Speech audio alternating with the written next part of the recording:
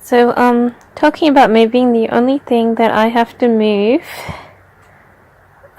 is myself and my stuff. But the thing I don't like about moving is that it costs a lot. It costs $200 to get the removalists to actually move things, but this time it might be free because my family might have a car, which they're going to use to move everything around. But saying that, the only thing is that I hate to pay rent. I hate to put all my money towards someone else's rent. I might do it on a temporary 3 to 6 months basis, but if I'm not, that's going to cost me like $5,000 to $10,000, and that's a lot of money, which I could be using for my own savings, but unfortunately, because of the way things are, that might be happening if I don't go move in with a relative. If I get a job, it's okay if I get a job because I'll be saving heaps and earning money. But if I don't get a job, then that might be an issue.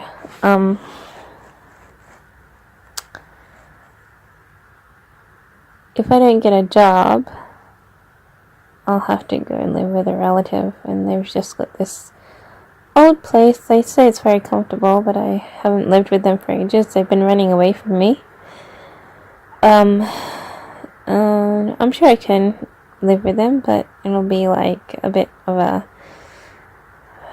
me being a bit reserved about it too, because I haven't lived with them in ages, and in the past like 5 years, whenever I've wanted to move in with them, something happens and then they go, "Oh, sorry, you can't live with me anymore," or "Oh, sorry, I have to move," or "Oh, sorry, I can't live with you now," sort of thing. "Oh, sorry, I'm caught up doing something for someone." There's always been an excuse not to have me actually move in to live with them, so but this time, at the moment, there isn't an excuse. I can, if I want, but it really is a bit of a last resort because of the way they've just been wanting further away from you rather than further towards you, and that distance is probably necessary in a way, because I've been making them go exasperated like many times within the past 5 years, and they're screaming at me, they're yelling at me, they're playing games with me, and it makes me feel discontent to have to rely on someone that you haven't quite been eye to eye with for quite a long time, and who's been sort of playing a little game almost with you. So I don't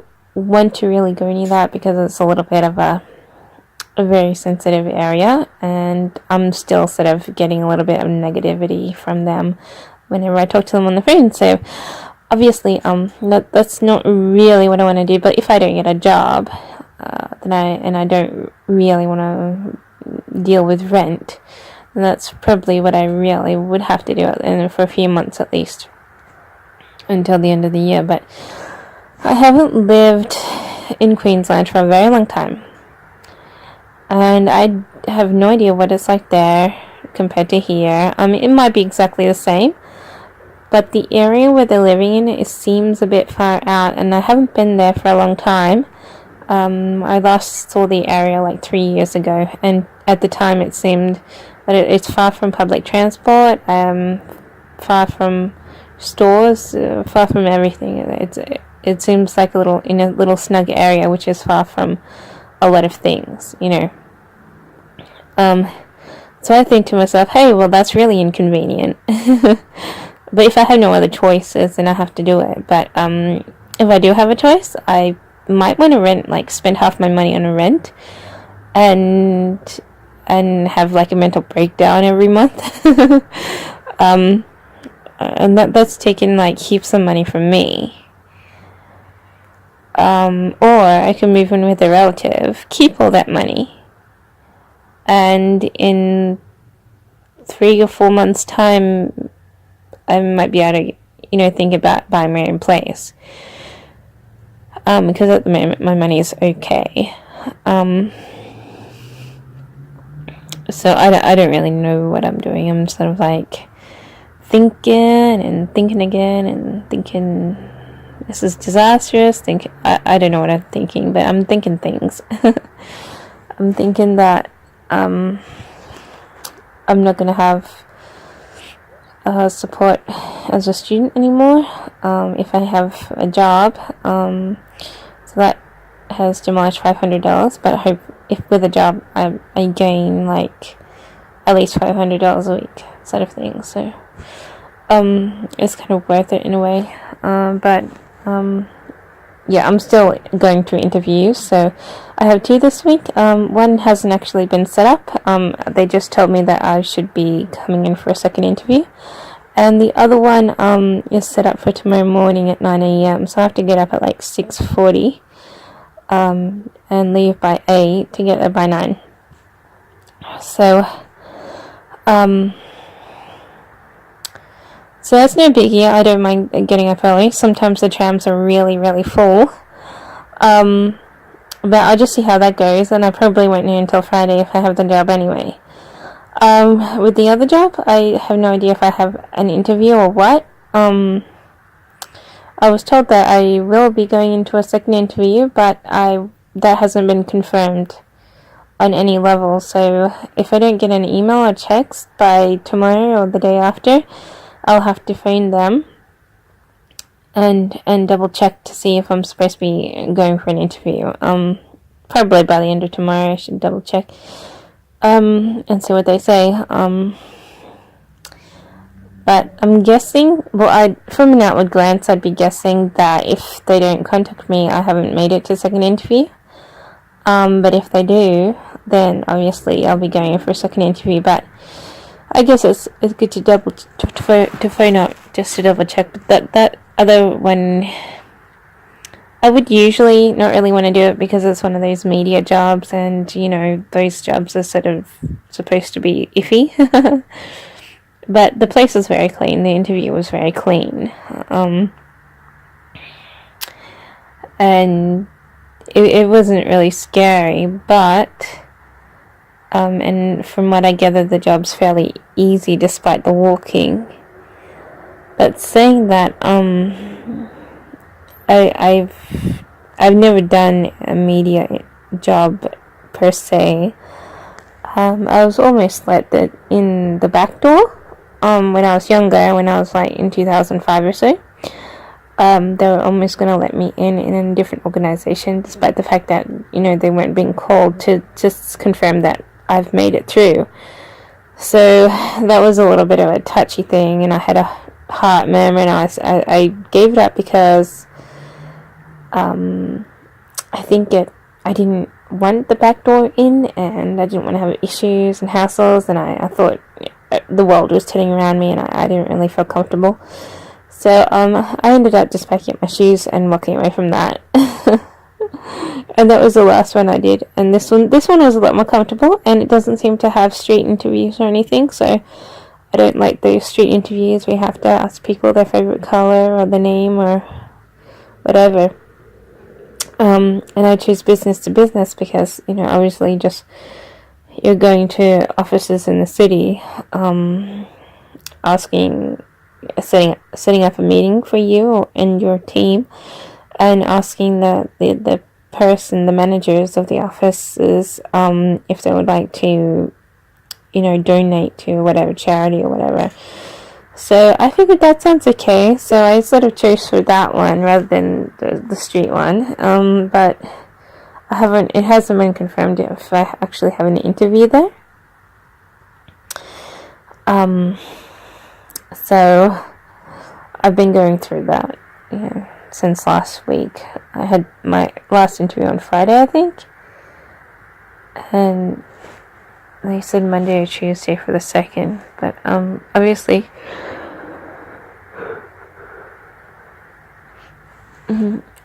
if they don't contact me, maybe I haven't made it through, but I should confirm that with at least a text or something. But if I don't get that, and I don't get the other one, I can only apply for more jobs. If I don't get anything new, I can consider renting despite the low income.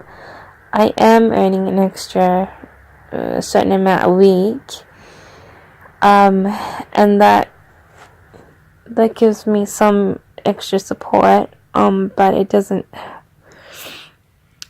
really give me so much money. I'm thinking I will be thinking that I'm just throwing my money away to, someone who just pockets your money and you're left high and dry. I'm thinking it's going to lead to something like that, because I don't have any regular income coming in my little telephone job, and this other income has only started last week. Oh, where's my phone? And so it's new income and whatnot, so yeah, so it's a bit of a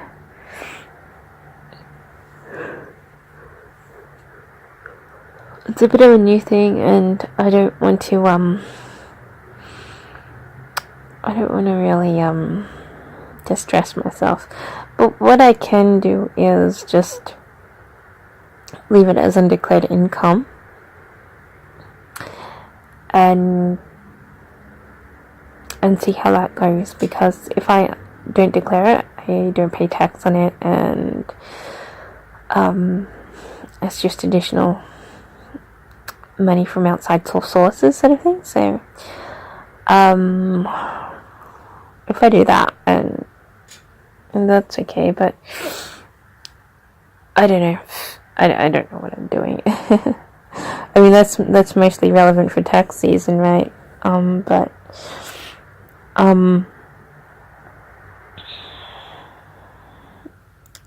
yeah, but at least I get the full amount of that money, and it doesn't get cut down by taxes and GST or whatever. So that's the only good thing about it, is it's full income. But when it comes to tax season, you might get your taxes, tax payment, might need to pay additional tax for having sustained a certain amount of income, but yeah, that's for next year. I've already done my tax this year. I mean, I didn't have to pay a penny, because my money was so low, sort of thing. Yeah, but I'm really sort of hanging on to see if I get another job, and if I get a job, then I've got heaps of money coming in, and I don't have to worry about it until I come to a point where I can't do that job anymore. That's happened before. It is possible to happen, but I've lasted at least 2 years in my other jobs before I've sort of had some sort of physical, mental breakdown, and I've needed to quit, because I do have a heart murmur, and I struggle with it, and then, at the right time, it sort of overwhelms me, and I end up, having some side effect happen. So, unfortunately, I can't get any medication until I start fainting every day, on a frequent basis. So, unfortunately for me, I can't get anything for high levels of neurotic or stress or something, because they just don't give it to you. But I do have something to help calm me down if I do experience high levels of stress, and it actually didn't work when I first took it, but now that I've been taking it in the past few months, I have realized how it does work. But when I first took it, I was like, wow, this doesn't do a thing, and I was very negative about it, because I'm just, you're swallowing this thing and it doesn't seem to do anything. But I was in a different state then, because it does actually, I think I was on some sort of high level of stress, but I wasn't, I was distressed, but I wasn't overwhelmed with emotions. But when you are overwhelmed with emotions, you just find that instead of crying for ages, you just take it and it calms you down instantly, so you don't cry at all, so I've found in the past few months that it does actually work. I feel so much better, and I've been intaking it on a regular basis to help me fight my certain feelings that I have. So in that way it does work, but ages ago when I was first, having shakes and whatever, I was like, wow, this really doesn't work. It doesn't do a thing. I should just sit at home, sort of thing. So, but if I do move out, I'll be on my own again, and the only places that are really cheap are really small, and everything else is like $270 or $300 a week. And the last time I rented, I was on $210 a week, and I find that way too high. But I have more money now, but I just don't know what I'm supposed to be doing with it. I want to keep it. I don't want to spend $10,000 in 6 months on rent. But if I do start renting, then that's probably around the amount that I'll be spending, because that's how much it costs. But I have to wait till I get a job, and if I don't get a job, I should consider Brisbane at least, or at least take a trip to see about this place and how far it is from the train station, and how it would go about my day. But it's also up in the air. I do sort of want to go to Brisbane because it's 100% calmer, at least indoors. I don't want to go because as well. So if I got a job tomorrow, which would allow me to be financially independent, then I would say screw that, screw moving. I'll just move down the street and I should be fine. And within a few months, I'll be able to think about moving from a rent to my own place, even if it's an apartment. But I'd prefer a house because I'd be earning that much money. But and I don't want to, spend a year on a high-level rent, wasting every dollar that I have on someone else. That really blows, It's what people are supposed to be doing, yeah. But really, I mean, for me to lose all that money while I'm making it, it's like, suck, It's like the worst thing in the world for someone who has been struggling to remake their money and has only just in the past few days gotten lucky with a job, Obviously I don't want to spend that money, but since everyone wants to move, I might have to, unless I want to move in with a relative, which I sort of do and don't at the same time. So, yeah. Those are my options and thoughts, and I'm stuck in a rut again. I just want to find a cheap apartment and sort of move into it. But apartments aren't that cheap anymore. They're not $200,000. They're not even $250,000. They're $350,000 for one bedroom, and you're like going, "What? That's as much as a house." You get a house, they can have additional costs that goes up to $1 million if you're not that lucky, and because of houses going slack and costing more and whatever for delays and whatever else. And then you might find yourself in debt. So, things are so expensive, and it sucks because you're like spending all this money while someone else has spent so much less, and you would prefer it if you could spend the same amount as they spent and on their new apartments, but they don't have them available. I think that's really bad.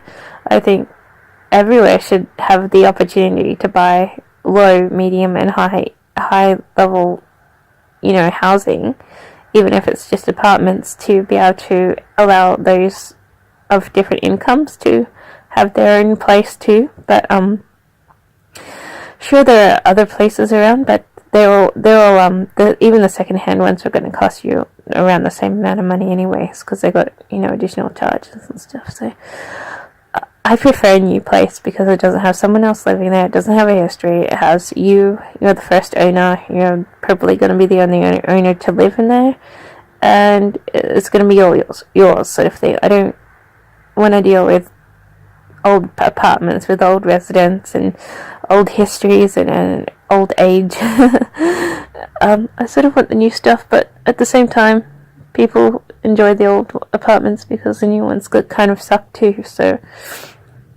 especially in regards to pricing. So, yeah. So, and you're not seriously going to put a group of strangers together in an apartment and have it everyone fine with everyone. It's like ridiculous. but yeah. Well, that's the thing about what these expensive, wonderful, expensive things. They cost a lot of money, and I'm only just making money right now, and I've got a good month here. I'm not gonna save up $10,000 in that month, and even if I do, I need 3 months waiting period before I'm able to buy myself an apartment anyway. So I'm sort of dangling on a limb of choices and whatnot, and it feels stupid, like you're dragging around for the same stupid dream. Obviously, you can tell that I'm recovering from major loss, financial loss sort of thing. And that's a big thing for me because I don't have any backup money. And if I go into rent, I'm going to be throwing out the bucks that I just earned and not knowing when it's going to stop, So that's not really what I want to do. I want to stay boarding for free, and I want to have all that money in my pocket, so in 3 or 4 months' time, I have another $10,000, instead of someone else having it. So, but I doubt things are going to work out like that, aren't they? It's a big issue. It really blows for you to get some money coming in, and everyone wants to chuck you out, and you can't keep it because nothing is free, and except living with your relatives. So my plan is get a job, maybe. Don't get a job, maybe move in. Yep. Big plans, they're so standstill right now. Everything's on standstill. It's like, waiting for the moment to happen. Everything's frozen until someone presses play and things move. So at the moment, everything's paused, and I don't know what I'm doing, pretty much. And I really don't like rent. I thought to myself I would never pay rent again, and here I am thinking about paying rent until I can start paying off my own place, even if it's really expensive. If it's the apartment, I'd be at least having that as my home, and having all those thousands of dollars go into it. I mean, it seems stupid to a lot of people because you don't know how long your jobs are going to last, but and yeah, I'm really weirded out by Melbourne. The thing about it is I don't get along with the residents that I've been living with for the past 15 years or 10 years, because I had 5 years when I was running away, ran into some other residents I don't want anything to do with. So those are 2 lots of creepy, crawly residents who have troubled your life and don't give two thumbs about you, and I hate it. I hate living near them. It makes me feel creepy, crawly sensations all over my skin, and I just want to, scream and run back to Brisbane, where things are more level and more comfortable. At the same time, Brisbane has the worst food. Whenever I eat something in Brisbane, I come back sick. You know, so I'm thinking, well, if I moved up there, you know, I'd be eating food that makes me feel starved and sick.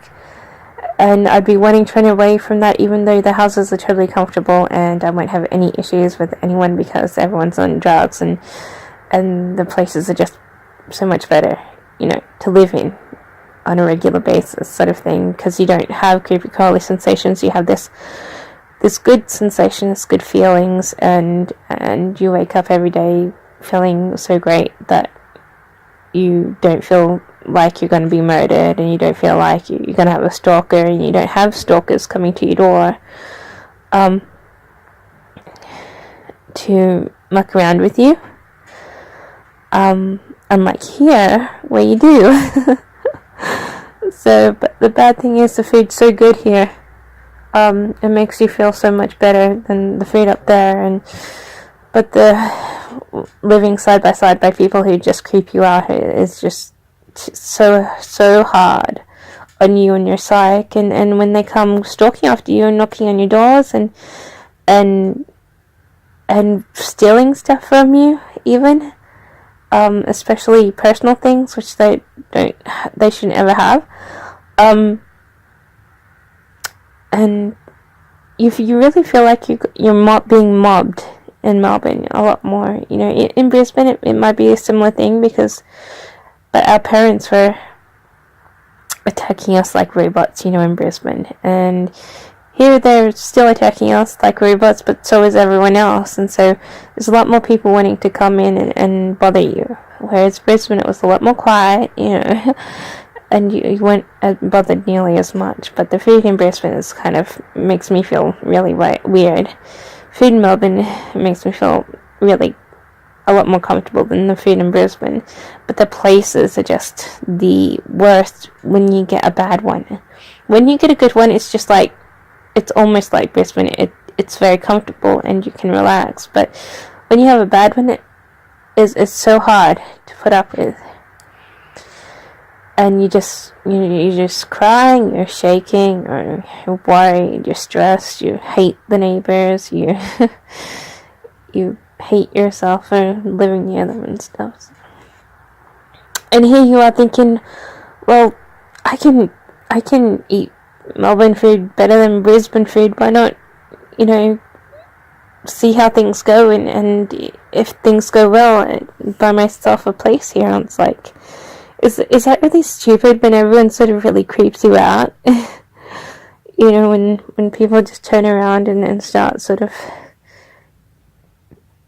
bothering you, you know, isn't that like really dumb? You're like going, yeah, but so is everything else. So it's moving up to Brisbane if you don't like the food and stuff. So all in all, I'm in betweens. It's a really troublesome thought.